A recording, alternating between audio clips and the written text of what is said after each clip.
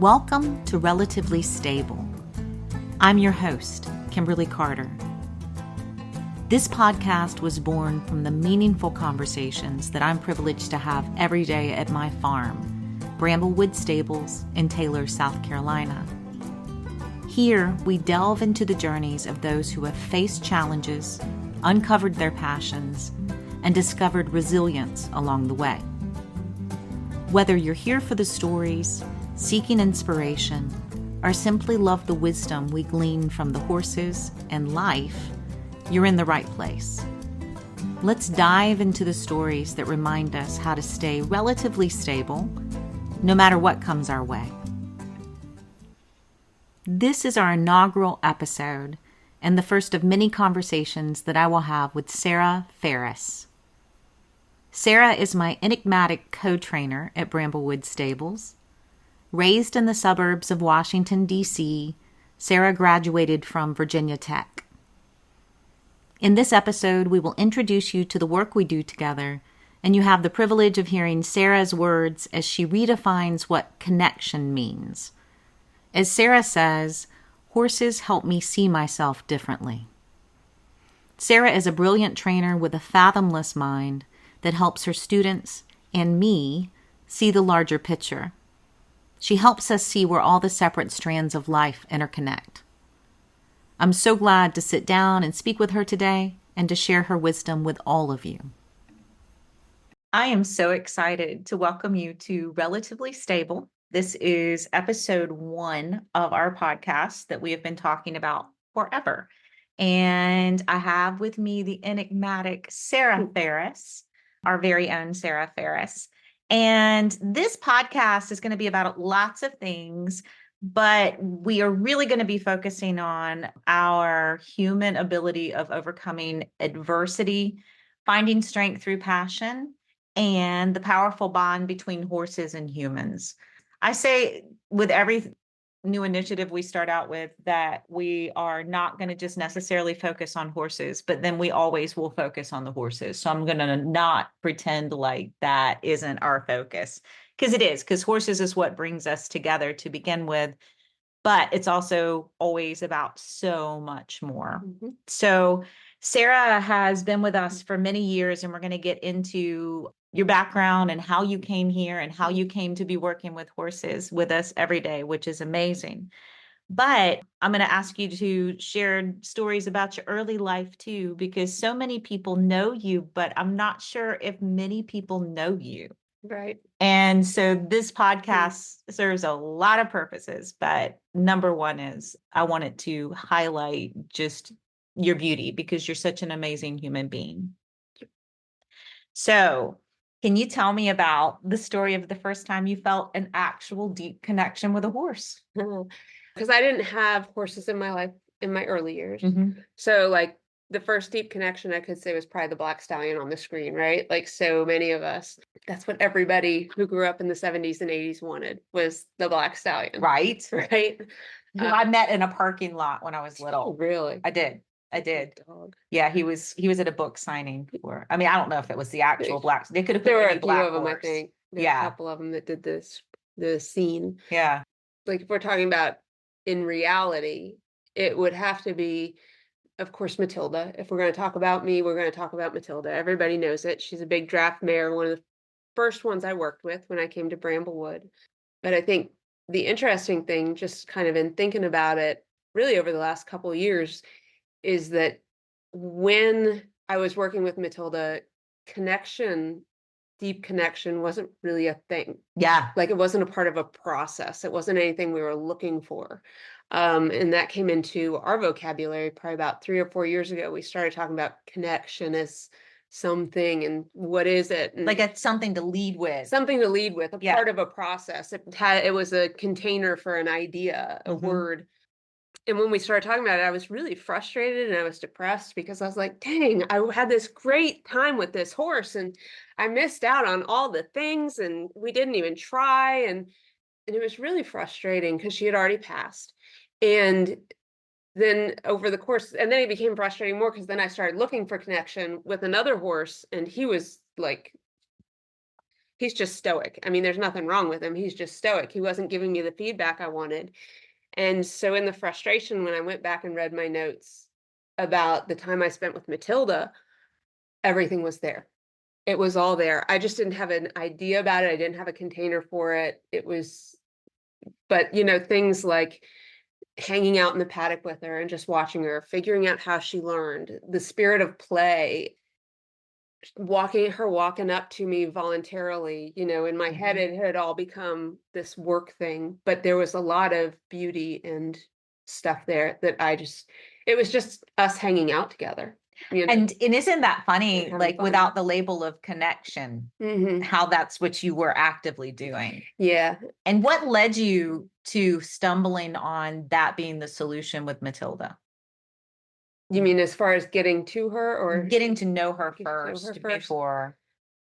I think, I don't know that I saw it as a solution. Yeah. It was really like I was just doing things, trying to figure out what to do, and it just came. And it was, when I read back through it, it's like, well, I didn't know what to do. I ran out of carrots because I was clicker training her, so I sat and I just watched her, it just happened. It evolved. It's almost like I'm trying to get back to that because it seems so honest.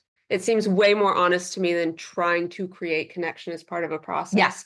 That we hung out together, and things like I have pictures of her laying down in the paddock where I went to get her, and she's laying down, and my thought wasn't like, oh my God, my horse trusts me. It was, what the hell? I came down to work and you're just laying there. I can't get her up. She's too cute. So I would just sit and stare at her while she laid down. And it's, that's just, it's so, yeah.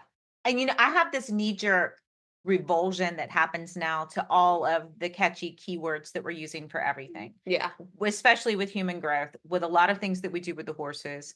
And I think that just like this elusive concept of self-care, that it can be used, like the labels can be used as an excuse to not actually find the thing. Exactly. And just to give everybody a little bit of a background, because it hasn't been that long since Matilda left us, but Matilda was a Gypsy Vanner thoroughbred cross that I had. She came into my life in really cool, weird ways when she was 2 years old. So she was a super young horse when she came to be with me. And she had some humans, and we'll be getting into that more with Sarah's story and your history with Matilda and what brought you to her. She very early on had showed signs of having squamous cell cancer. And before we moved into the facility that we're in now, that's Bramblewood, and we've been here for about 18 years, the last thing we did really before moving was do surgery to remove her third eyelid right before we moved, because her vision had become almost obscured from the cancer. So throughout her time with us, and she lived very long, she was extraordinarily healthy in all other ways up to the day she passed. Like, we have no idea what was happening on the inside. But she was a horse that really struck people's imagination in a very, very, very deep way. And she was big, and she looked like a unicorn, and she was amazing. And she had this deep, soulful, like, just way about her. But tell me more about just Matilda and how she came into your life. Matilda came in when my ex-husband and I started riding here many, many years ago. And the first thing, he was a very tall man, and we wanted to own horses. The first thing I knew of Matilda, we leased her. He and I leased her for him. And it was basically because we needed a horse big enough to carry him. Exactly. We were trying to figure out how to do that. Long story short, she was just too much. She was too much. The economy failed. We ended up not getting the horses, thank God. And I want to tell everybody, when you say economy failed, that was the 2008 financial crisis, right? Yes. Yeah. So we gave up the lease. We gave up the whole dream of owning horses. I couldn't even afford to take lessons with Kim anymore. So I came to Kim and asked her for a project here at Bramblewood. Bramblewood was really different at that point. She actually did have horses that were just out in a paddock, kind of not being used. The training program here had changed, and Mhm. there were some horses that were falling through the cracks, and I just asked her for something to do so that I would keep coming, because I didn't want to stop coming, and I knew if I didn't have something, I probably would just drop off. And we had stopped using Matilda because she was so powerful that Yeah. she could be intimidating to your average rider coming off the street. Sure. She was trained, but she also was so wily and so smart that It was. and I think about a story with Matilda. We have two rings here at Bramblewood, and one is up a hill and it doesn't have a fence. And the other is near the barn and near where kind of with horses get free, that's where they go. And in this case, I don't think it was one of those moments where your ex-husband had lost Matilda. It was when we were just one of our apprentices at the time was riding. No, they were riding Matilda in the lower ring, and she's going straight at a canter down the long side. And then horizontally, she leaps sideways out of the fence. Yeah. So it was just this beautiful canter, and suddenly she's outside the arena, and it was the most effortless thing. So she wasn't a horse that was a problem horse. She was a horse that was like, we couldn't use her in lessons Yeah. because she was powerful, she was smart. She's big. Yeah. She was big, and she Yeah. did have, like, as far as teaching people to ride, I'm gonna tell this one. You know, Please. there was a time when my ex-husband would be taking lessons in the top ring on Matilda with her ex-husband. I was taking lessons in the lower ring with Kim. And Kim and I are talking and we're doing our thing. And all of a sudden Matilda comes running down to the barn and we both just watch her. And I'm like, Without a human. without a She was human. without a human. And I don't know which one of us said it, but one of us said, "Isn't my husband supposed to be on that horse?" And it could have been either one of our husbands at the time. Yeah. Just in the power and strength of her shoulders and getting Yeah. away. And it was in all the things that we can look back on now and be like, yeah, I know why she was doing Yeah. that. I know that like she wasn't balanced in this way. No. And I just want to say that my friendship with Sarah, like you were a client, you and your ex-husband, and we would have dinners together with my ex-husband. But when my ex-husband left, that's when so much of our program and so much of what we do here changed. We stopped being a very traditional riding stable, and I'm using quote fingers here. And we started then the search of whatever it is that we've became, which is Yeah. something much more. It's more esoteric. It's more philosophizing. It is more making people really be able to ask their own questions and answer their questions through the inquiry that we do here. And there is so much more that we do, but I remember being so devastated because I've got this farm and it really was hard for two people to run it, let alone one person running it. And it was it was my life and it was my income. And so much of my seed money had created this place. And I had somebody come to me and ask, when he knew that my ex-husband and I were splitting, he asked what we would be if we didn't have someone with a man with a foreign accent in tall boots teaching. Like we'd just be like everyone else. And I took that as a challenge. I was like, okay, watch us not be like everybody else. Game on. Here we go. But I say all this because I was devastated. I was going through the motions. I was not able to function well. I already was anorexic. I had anxiety disorder, and then everything just kind of fell apart. And Sarah, who I didn't know very well, she and her ex-husband came by. I explained that my ex-husband and I were getting a divorce, and she just kind of like went, okay. And then a couple days later, or it could have been that same afternoon, I found on my desk a big bag of peanut M&Ms and fingernail polish. Yeah. And when I found out that it came from you, I mean, I will never forget. In my weird desperation, I knew I could eat peanut M&Ms. I knew that there would be We some had talked protein. about it at some Yeah. point. M&Ms Yeah. kind of thing. So I knew I could eat that. So thank you for sustaining me. And then the thought that I could possibly polish my nails, like it just Fun it silliness, right? kind of cracked open this little cloud of doom that I was in. And I thank you for that. And that's You're my welcome. first big memory of Sarah Farris. I know we had lessons. I Yeah, did remember a lot of specifics stuff, of yeah. it, but that's when you became Sarah Farris, my friend. Yeah. Yeah. So now that we have a little bit of a background with Matilda, Yeah. tell me then about, the financial crisis has happened. Mhm. You are on your way to figuring out what to do next to keep horses in your life. Right. So how then did that relationship with Matilda start? It started basically, I asked you if I could have a project. You said Matilda. I said no. Yeah. And then I went away and thought about it. I said, I'll do Matilda, but I didn't want to be attached to her.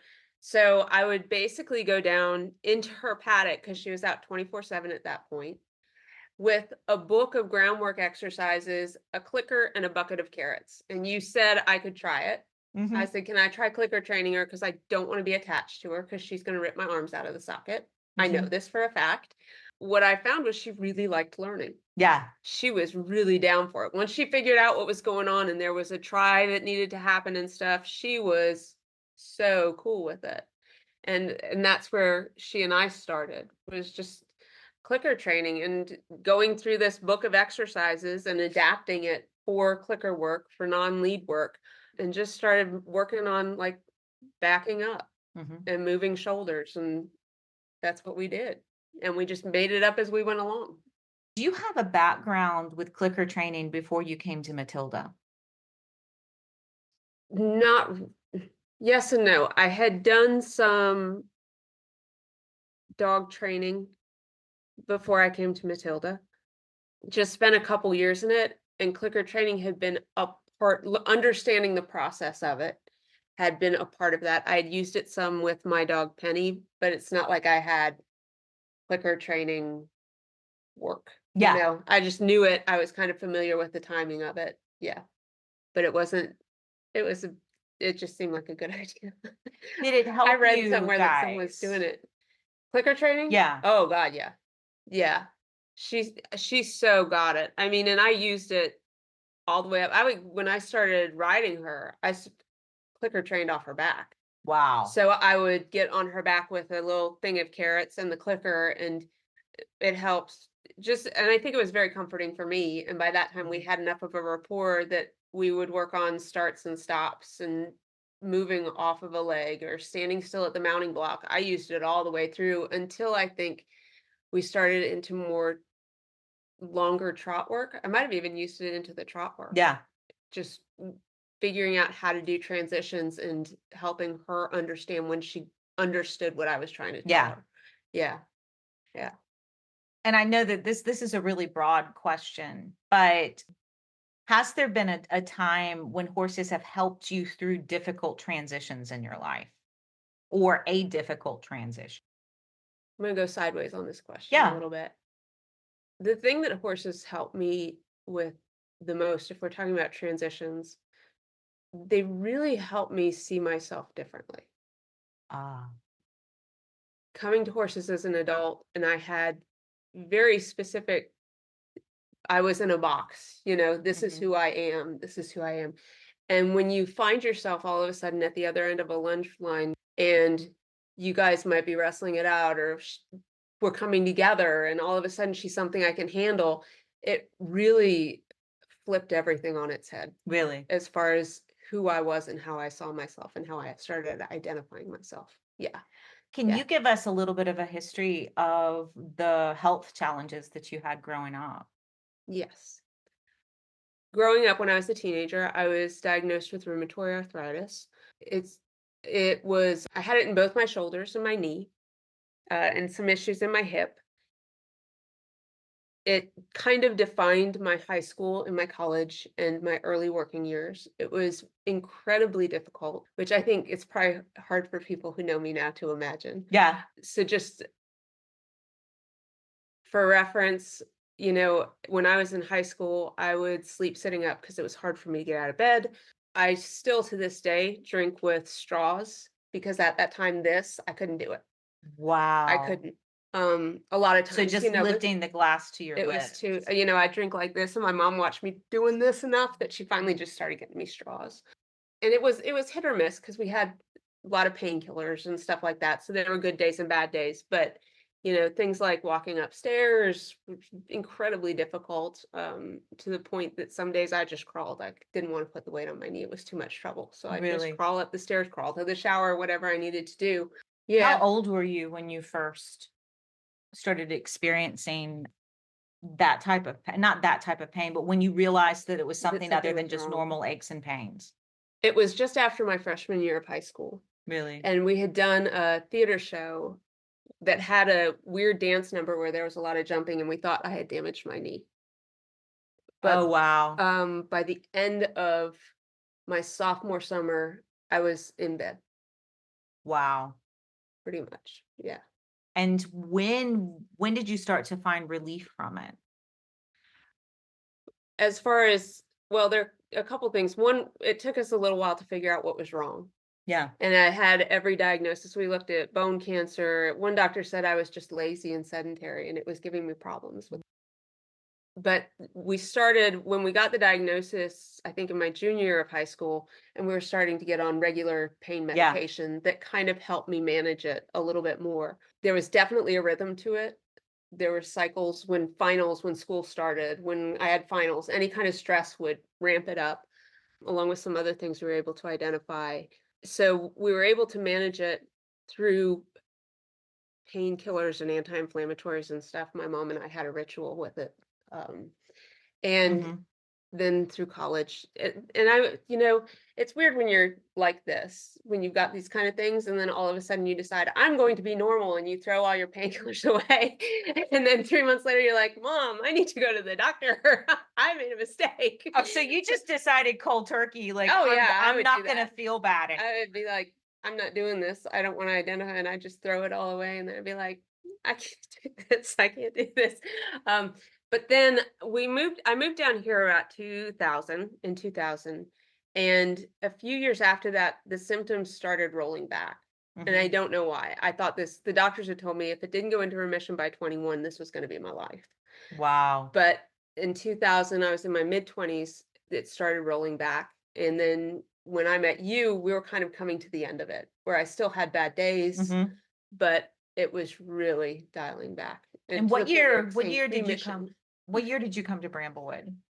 I wanted to say it's 2008, but the math doesn't add up right, so I it was know, that's what I sometimes was like thinking too. 2006, something like Yeah. that, We somewhere in moved that. into this facility on April Fool's Day, 2006. So it might have been October Yeah. 2006, something like that. You were here. Yeah. Yeah. And so during the transition, as my ex-husband was leaving, the financial crisis had just occurred. You guys were no longer able to do lessons and to Mhm. have horses here, and you had taken over the rehabilitation of Matilda. And the goal with that was that Matilda become a full-fledged member of the lesson program, Right. that she pulled her weight, that she was able to pay for her feed bill. Correct. And at some point in that process, I came to you and I was like, I need you to teach. And I didn't Right. really give you an option. I was like, okay, now teach. Yeah. Now Yeah. is the time. So what was it like going from that role of student to teacher? It's surreal. I'm sure it was completely surreal and overwhelming, but I think we were smart. We came up with I came up with a timeline because I don't dive into anything. I Yeah. don't, so it's like you asked and sat and I thought, and I'm like, okay, I'll start taking on students on this date.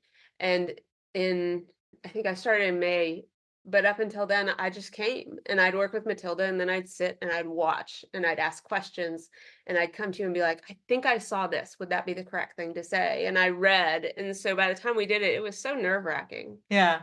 because it was just, yeah, But then you just in my head, it was just you just kind of organically flowed into yeah, you, like you as yeah, the trainer, you as the teacher. yeah, And I think that it's been important for people who have just shown up at Bramblewood or people who are just learning our story to realize that I don't think anybody feels comfortable becoming a horse professional as happening. It's not like you just wake up one day and say, I'm going to be a horse professional yeah. and you're comfortable with it Well, and because it's such a teacher heavy environment that when you're right. making that switch over to becoming the teacher, it's hard. In 13 years, whatever, however many years later it is, I still, if somebody said you're a horse professional, I'd be like, no. No? You were like, no, I'm not going to do, no, that's not No, what I that's do. silly. No. And I hid it from my own Unqualified. mentors. When I first started Yeah. teaching, at least for the first 4 or 5 years, I did it because I needed to make money and I had a horse and I had to pay Yeah. for him to live. But I hid it from my teachers. I didn't talk to them about the fact that, luckily they were in a different state. So where you live now, like around the Tryon, North Carolina area, which is about an hour and a half from the Greenville area, but it's worlds away. Yeah. So it was real easy for me not to have to pretend that I was a teacher when I was with my mentors. Yeah.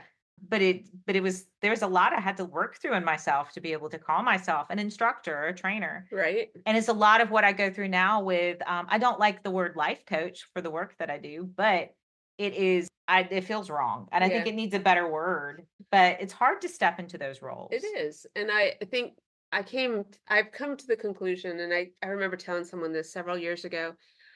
I said it's easier if I don't think of myself as a trainer or a teacher, but as a guide. Ah, Like, I have no power or authority to tell you what to do. yeah. I barely know myself, but I am on a path. And if my path, what I'm doing interests you, you are welcome to come alongside and figure out what I do. And when I figured that out, that helped me because I do teach people who actually they've been riding a lot longer than me. They know way more, they have way more experience, but there's something that I've tapped into that they're interested in. And Hmm. I'm like, yeah, I'll show you. Come on. No problem. We'll talk it out. We'll figure this out. And that I think that makes it a little bit more easy to wrap my head around being able to do this. And I think it's a beautifully honest place that most of us probably need to be starting with horses or with everything in life. Because I think it's really easy in this industry and every industry in the world to get caught up so much in the identity and the cult of personality of Mhm. the major figures who are leading the way, that we're not actually looking at what the process is anymore. It's Right. just this kind of platform that's built around a character. And you without trying, there is a platform that is built around the Sarah Farris character. And what I love is that her name given to her by Brooke Chapman in the barn is Mother. Right. And it's just like, whenever we reach a stump point, and I say it, like I'm like, go ask Mother. Go ask Mother what her thoughts on this is. And I have so many more questions for you, Sarah, but just to give a short history of how Sarah and I worked together, but we also thought we were doing something entirely Mhm. separate, but not. We both continue to keep our traditional writing students while we've gone off into our separate lines of inquiry. Around the time we were going into lockdown, I was launching my mindset coaching practice. So I had taken this deep dive into human growth, and my practice was supposed to launch the day everything shuts down. So then I'm like, well, what are we going to do then? Like, I don't know. This is my plan. Like, what am I going to do if we don't have clients?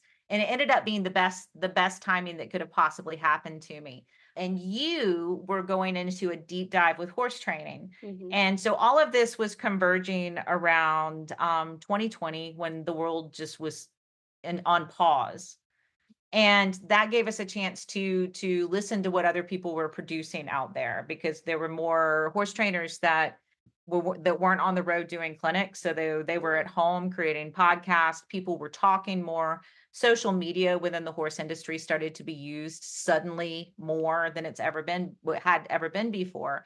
So in the midst of all of this, I'm looking at horses as these amazing creatures that can help us learn to be human better.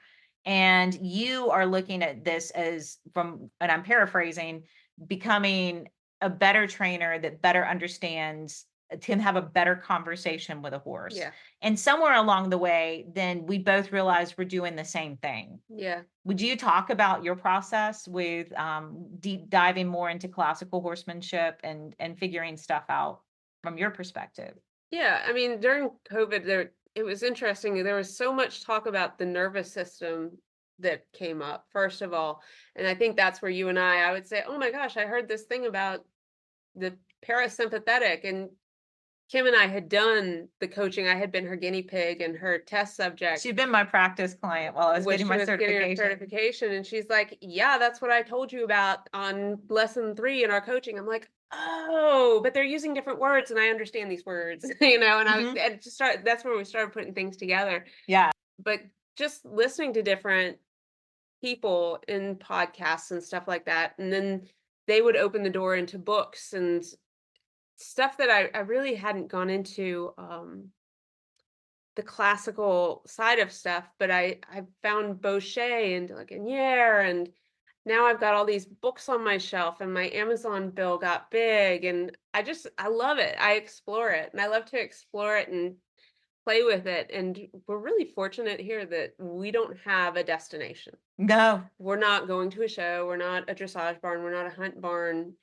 So our object is to keep the horses as healthy as possible, Mhm. which is everybody's objective. But not having destination means that if one day I want to do flexions for a day because I want to see what it feels like on this horse, I'm not necessarily putting a pause on something else that's going on. It just And I think becomes incorporated in. subconsciously, no matter what, if we had a major event that we were planning to be at in 2 weeks, even if we have every intention to be as pure as possible and to just take what the horse does in front of us, I think that subconsciously you're always guided by, Yeah. I've got to be prepared for this thing. Yeah.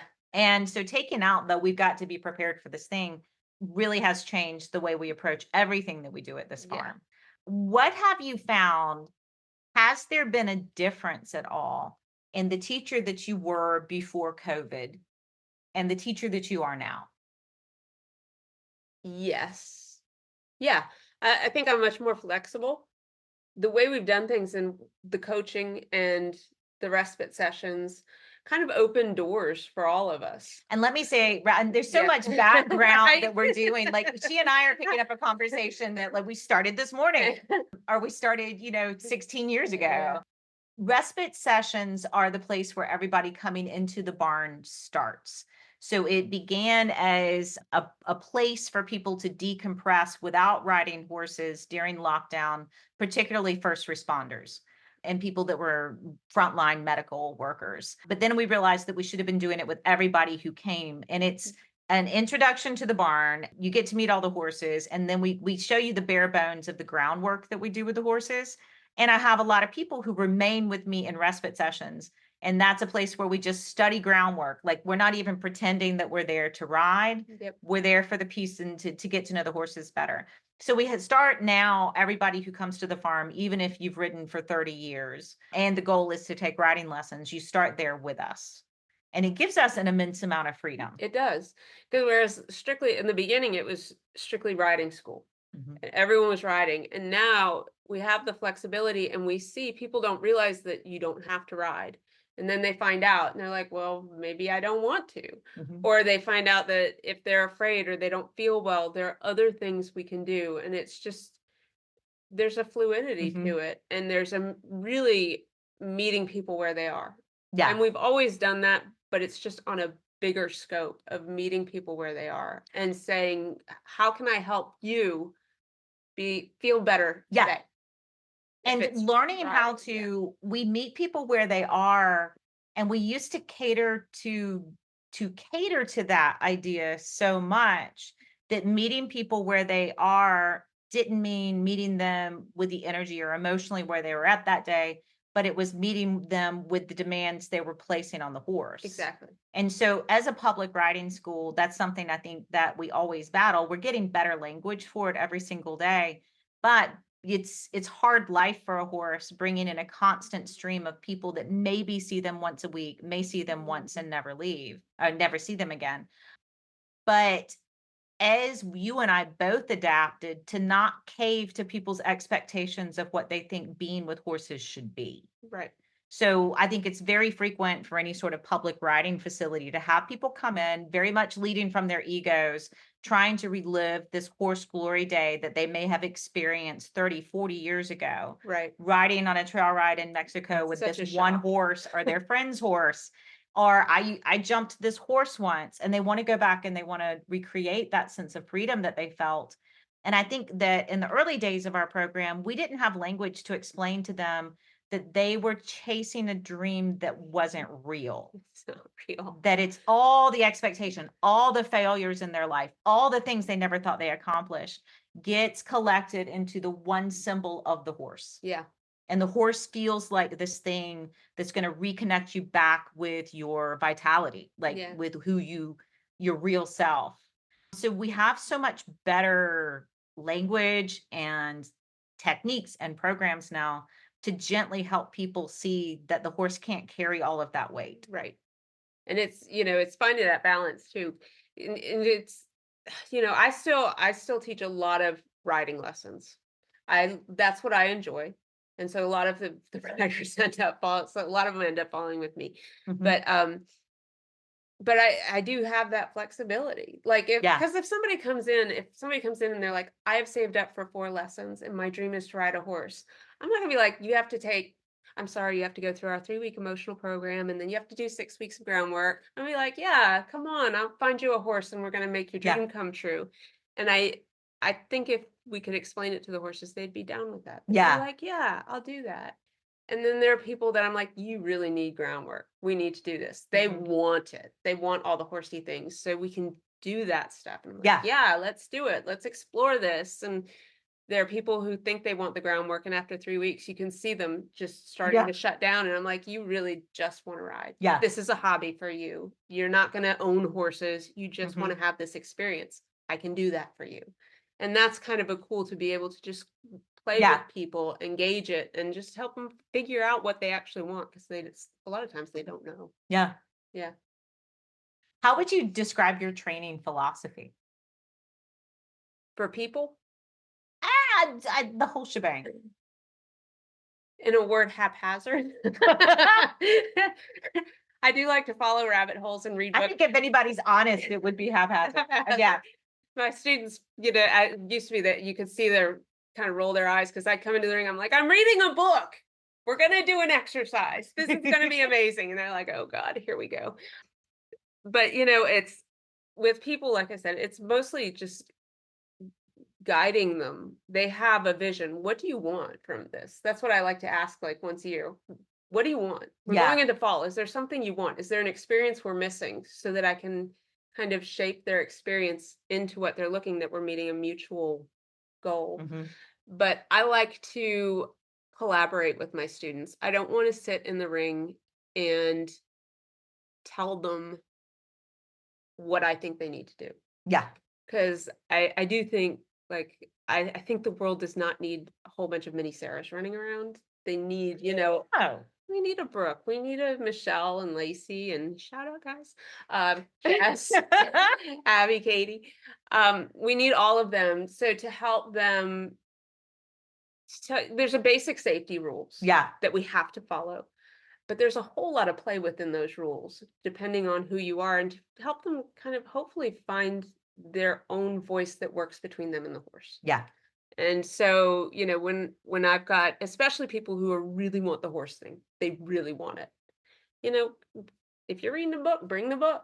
Yeah. Come on, we'll talk about it. We'll go through it. I've sat there with a book and we're reading the exercise and we're trying to figure out how it works on the horse. Does it work between this horse and you and stuff like that? So to really be collaborative is part of, and it does make some crazy lessons. They do not go in a fluid line. We are playing with horses, trying to figure out who we all are. Yeah. And what works. What's a voice in my body that this horse can feel? How strong? Where am I too strong? Where am I too soft? And we just try and find all this stuff together. And I think it's so interesting that without even trying, how we ended up with a place where we have the freedom to be able to explore things and to change tracks. And would you say that your training philosophy is that the training is actually of the human? Yes. It becomes that, but kind of in a sideways, backwards fashion. Yeah. Because there is, the horse is asking questions. And they're usually, I think, a lot of these guys are asking questions about leadership. And so you're looking at a horse that doesn't want to go left on the lunge line, doesn't want to go left. So it's about the horse, but the person has to find something inside themselves Yeah. in order to figure that out. And so it's not like I'm going into it. We always joke. I say, I don't care about you guys. You guys find what you want. I care about the horses. I just want to work with the horses, and I'm not going to help you guys find out who you are. But it does happen because you have to figure some things out in order to face the challenge when you are challenged. And and horses have just been remarkable partners for my own self and growing as a human and figuring out next steps and overcoming challenges. But that's the part that really just intrigues me. I'm obsessed. I'm obsessed. And so when Sarah and I talk about, like, we're taking two different roads and then we realize it's the same road, what you bring to the training side and helping me put together concepts that I didn't really have, that I might have heard or I might have wanted to explore, but seeing how it fits into the bigger picture, that is just as much as you saw, like, the human growth part can't be avoided no matter what we do when we're working with horses. The same thing I discovered was that the horse training side can't be avoided no matter how much I want to do the human growth part. Yeah. That it's to be able to have a horse that we can keep healthy within working with that many humans over and over and over, different humans coming on and being with them and working with the public, or a horse that we can keep happy and healthy in for longevity, and a horse that just about any horse that we get is going to have some sort of mental, emotional, or physical trauma that they're bringing with them. Yep. And so the same is true for humans. We just don't talk about that enough. To be able to have tools that we can without creating any more damage with the horse. And I think that, first, do no harm is really like the number one thing with any sort of thing that we do within our program here with the horses. But as we help them feel like they have the safety to be able to be who they are and express themselves as horses, we have to also keep them safe within the boundaries that we create with them. And that's just, we have found so much better language. I have found so much better language working alongside you for that. And what that huge idea of what boundary setting is. Right. And it's so hard because it's so unclear when you start talking about connection, relationship, and people do immediately go to that black stallion imagery where you're living on the beach and you're eating together and everything, and that's not reality. So to be able to think about having a connection with a horse, to even know what that means, because I think a lot of us too have kind of a romantic connotation to it. There's not a practical side to it, and there needs to be a practical connection of working together. And wouldn't you say the same's true in our human relationships? Absolutely. Yeah. Absolutely. And that's, it's the same sort of like, I can't even think of the word I want to use we for it. fall in love with love. We fall in love with love, and we're doing that with the horses too. Yeah. So, being able to establish boundaries and helping people understand, what you're seeing as connection actually ends up being a spoiled horse, and then we have a problem. Yeah. A lot of times that's what ends up happening, and a horse that's going to take advantage and try to bite you for treats. So finding that language where we're really doing that, and you can see how hard it is for people. Yeah. Because they want connection, but it's a romanticized version. It's not, it's a fake thing. And you and I have talked about, like, a lot of people when they're talking about connection with the horse, and I love this horse, and trying to create the connection and love, they just end up really doing manipulation. Yeah. It does more harm. It does more harm, and it's more of a manipulative thing. If I give you this, you'll give me this. Yeah. It's not. And it's almost where we can watch the victim triangle play out daily. Yeah. Like you can sit back and watch, like, where the switch happens, where you go from the victim to the manipulator, where and that cycle just keeps going on around and around in the most benign, kind ways. Like people everyone that works with, comes to us within our programs, we're not going to bring on somebody who is being purposely vindictive to the horses. No, they genuinely love the horses, and you're trying to, and I don't want to come in and be like, you need to do this, don't do that, for anything. I want them to see the bigger picture, to understand as best I can, as best I know now, which is how There with you. the horse thinks and functions, that this doesn't work. Yeah. It's not going to work. The horse takes the treat, but they don't love you later. They just take the treat and they're like, okay, now I'm still going to be me. Yeah. They don't change for that. It's been the longest process. I used to say as a riding instructor that the longest process for me was teaching people to put their heels down, how to steer and trot at the same time, and how to post the trot. Like those three things. And one of my mentors back in the day said that it takes 3 years of weekly lessons for someone to begin to scratch the surface of the basics, which I found play out over and over in my career with those three biomechanical things on the horse. Yeah.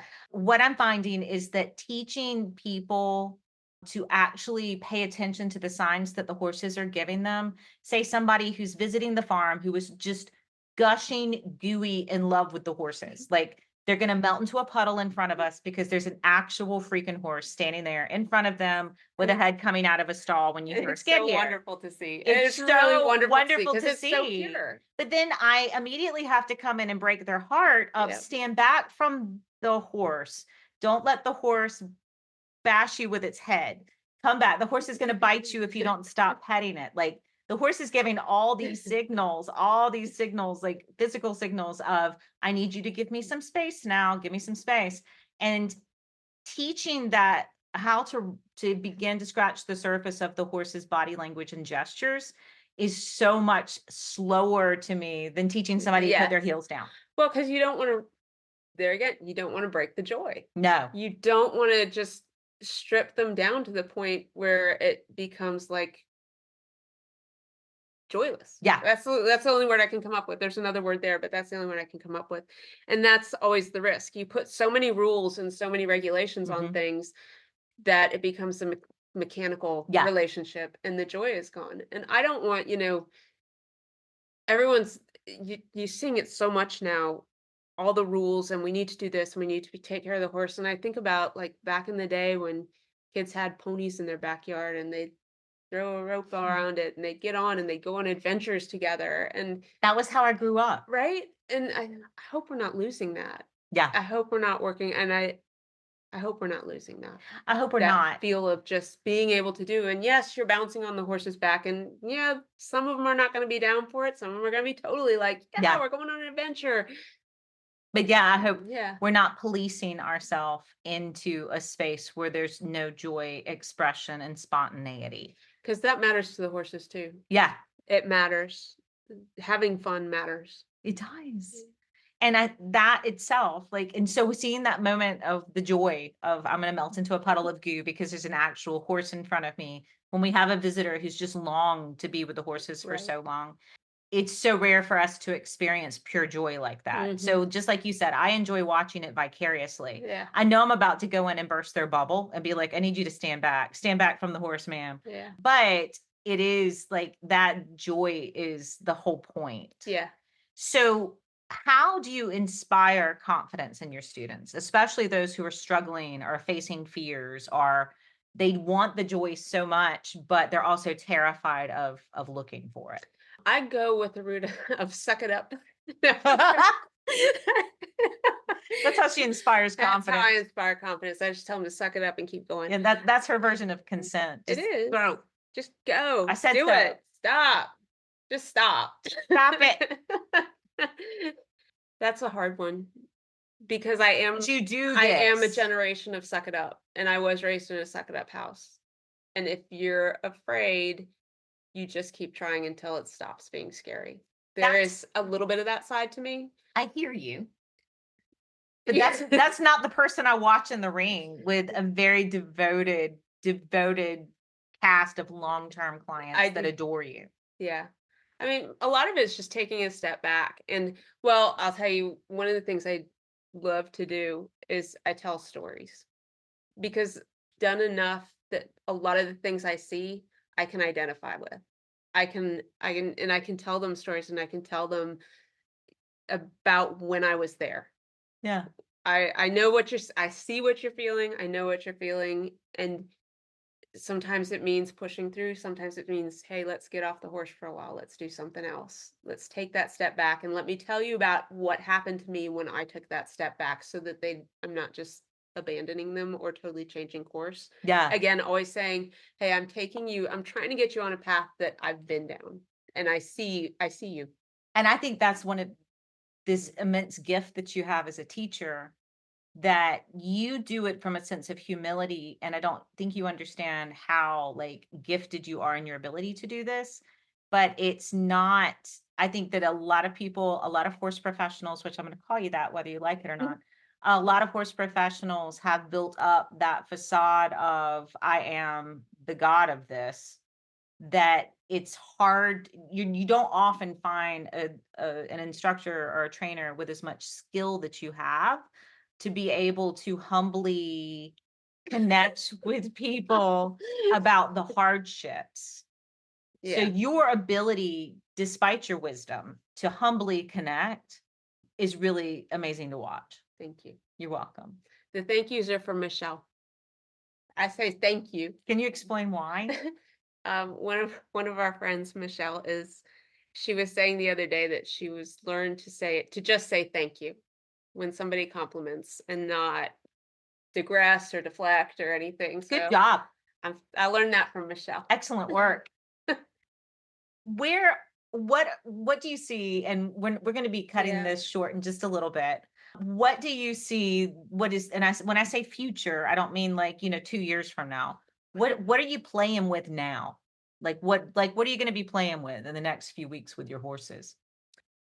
Right now, my focus is getting back into riding after a lot of exploring this connection work, exploring some in-hand work. I'm trying to get back on them and incorporate all the things into the ridden work. So So things taking, like the flexions, especially mhm, the in-hand work, where a lot of our horses have started to learn side pass on the ground, mhm. and playing around with that stuff and seeing how it's going to translate with the work that we've done, Yeah. and just making riding normal again, because I have spent a few years with my feet almost glued to the floor, Yeah. and it's time to get back into it and start gaining some skill, because I think I'm an okay rider. I think I'm passable. I want to be better, and I can't do that standing there watching the horses be pretty. You are immensely Thank gifted, you. and I am excited to be able to be a part of and to Yeah. journey along with you in this next, and Yeah. where it's taking you next. And it's such a gift to be able to work beside you and to do this. And Ditto. it's been one of the bigger gifts of my life, and I am so thankful for you. And I love you. I just love you. And my long-term project right now, from the writing side, is to write about love. And I am obsessed with having little Sarah cameos pop up in each week's chapter. So Sarah's the writer, I'm the writer, and we put these things together, and it's just so immensely fun to come to work when you're here. Yeah. And I'm We so have a good thankful for time. you. We do have a good time. We do, and we accomplish a lot while also being able to be silly. Yes. Yeah. So this is not the only time Sarah's going to be on this podcast. We had to launch this inaugural one. I know if people are just picking up on this and you don't know us and you don't know our work, there's a lot of words that we're throwing around here, and we're kind of all over the place today, but also linear. And I really love the subjects that we're able to touch on this week. As I finish up getting this ready to present to the public, this podcast, before I do that, I'm going to be putting out just questions for people, but I'm going to be putting out questions that you guys specifically have for Sarah. Like, send them to me. I would love us to sit down again next week and just kind of riff on our themes and see where this takes us. But I thank you so much for your time today, Sarah. You're so welcome. Do you have any words of wisdom to leave us? I really don't. Dang it. I love putting her on the spot. Open-ended questions are not my strength. Okay. Like that. Okay. Please state wisdom. That's cheating. That's cheating. Do your best. That's beautiful. Thank you, Sarah. Just do your best and don't worry about it. And thank you all for joining us for the inaugural episode of Relatively Stable. And Sarah, I know, and I will be back very soon. If you enjoyed today's episode and want to dive deeper into stories of resilience and passion, be sure to join my community on Substack at Stable Roots. There, you'll find more insights, behind-the-scenes content, and a place to connect with others who are navigating their own paths. Visit me at stableroots.substack.com and subscribe to stay grounded, inspired, and always relatively stable. Until next time, take care and keep moving forward. Love, Kim.